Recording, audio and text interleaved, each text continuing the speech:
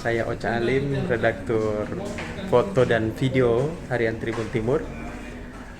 Seperti biasa, kita akan tanya-tanya ke sejumlah penanggung jawab halaman koran Tribun Timur besok apa yang akan disuguhkan buat pembaca kita di edisi Jumat 7 Agustus 2020. Ayo kita sama-sama dengarkan ya. Sekarang kita akan menemui redaktur portal Tribun Timur.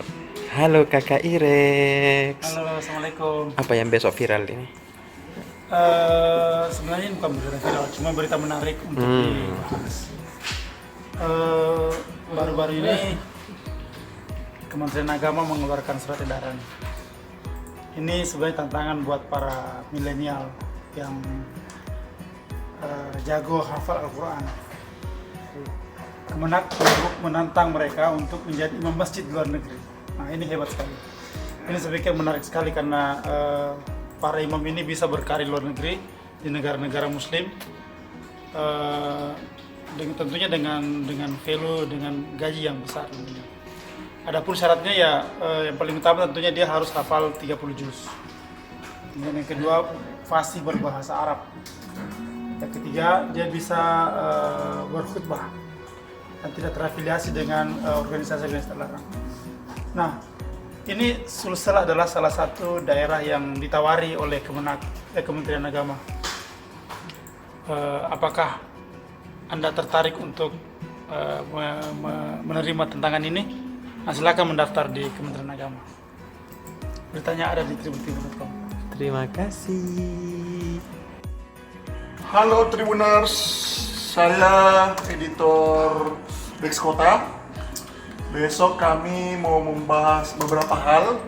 Salah satunya soal sidang kasus fee 30% Pemkot Makassar dengan terdakwa mantan camat Rapocini Hamdinaya. Jadi sidang yang mestinya berlangsung hari ini dengan agenda pembacaan vonis itu ditunda karena pengadilan mendapat kabar bahwasanya terdakwa positif COVID-19. Atas konfirmasi itu, pengadilan memutuskan penundaan. Selain itu, kepolisian Polda Sulsel Barat juga menyiduk spesialis curanmor dan dia sudah melakukan aksi di 5 tempat termasuk di kabupaten kota. Ada di Almarkas Maros, Bone, di Malakaji Goa dan terakhir 2018 di Takalar. Pelaku ditangkap di Bantai. Kakak Aksa. Halo.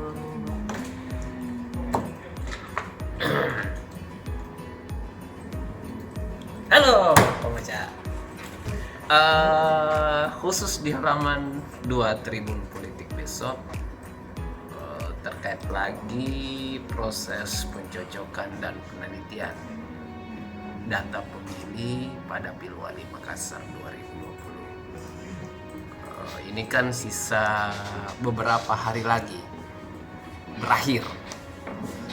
Nah, hingga per hari ini siang tadi itu masih ada sekitar 130 ribuan calon pemilih yang masih belum dicoklit.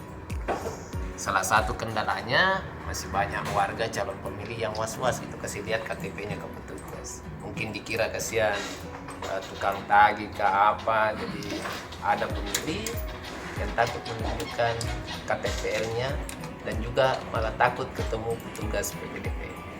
Jadi KPU menghimbau warga bisa menerima petugas PPDP yang melakukan pendataan di rumah warga.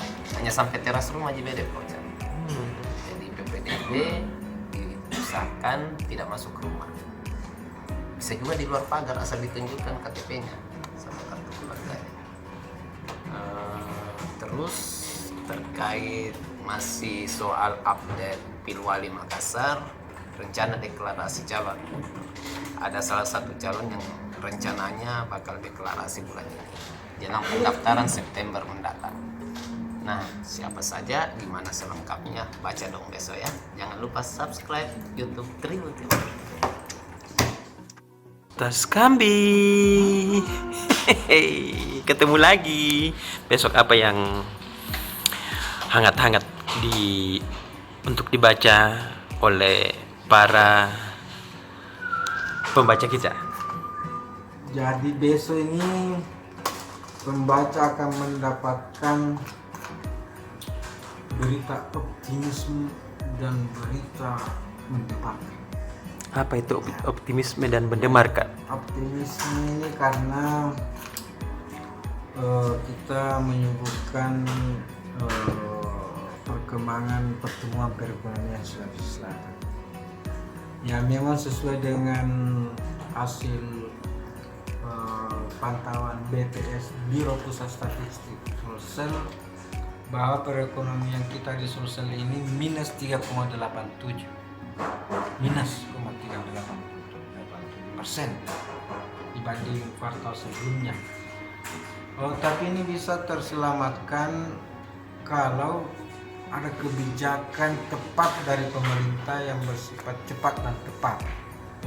Nah, salah satu kebijakan yang dianggap tepat itu menurut Kadin Sulsel yaitu dengan memberikan perhatian khusus dan serius pada UMKM, usaha mikro, kecil dan menengah. Ya mungkin seperti yang kita lakukan selama beberapa bulan terakhir ini di Tribun Timur, yang memberikan perhatian khusus dengan memberikan program kredit murah, relaksasi dan rescheduling kreditnya sementara berjalan yang dilakukan oleh pengusaha UMKM. Ini bisa dianggap untuk menyelamatkan perekonomian.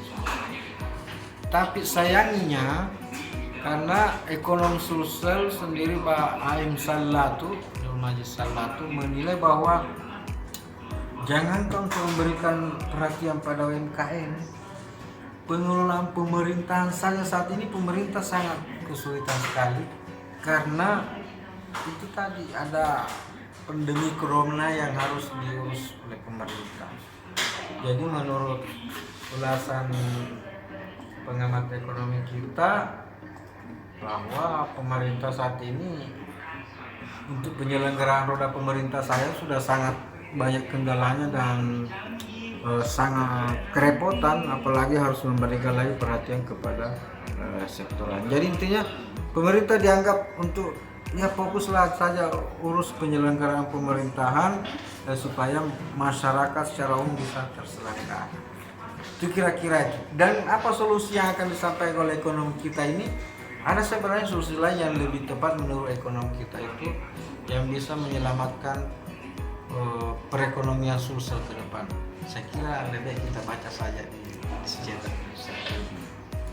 Ada lagi perkembangan terakhir dari Musda Golkar yang dibuka beberapa jam yang lalu. Kita sudah mendapatkan laporan dan reporter kita dari sana, dari reporter politik kita kirim ke Jakarta untuk memberikan laporan on the spot dari Arena Musda. Itu sudah disampaikan apa harapan-harapan Ketua DPD 1 Sulsel Nurdin Halid dan apa harapan DPP yang disampaikan oleh Pak Rungkuno, Wakil Ketua DPP yang membuka Musda. Intinya mereka sepakat Musda Golkar tidak menimbulkan riak-riak, tidak menimbulkan perpecahan, dan Pak Nurdin Halid menyarankan agar 4 kandidat ini melakukan musyawarah. Ya kira-kira arah-arahnya aklamasi aja, nggak usah ada pemilihan kalau keempat ini bisa. Kita menunggu apakah betul Musda Golkar ke-10 Sulsel ini akan menghasilkan ketua lewat aklamasi ataukah akan ada pemilihan yang saya kira jawabannya bisa kita temukan di Arena Musda besok yang akan disampaikan oleh Bapak. Terima kasih.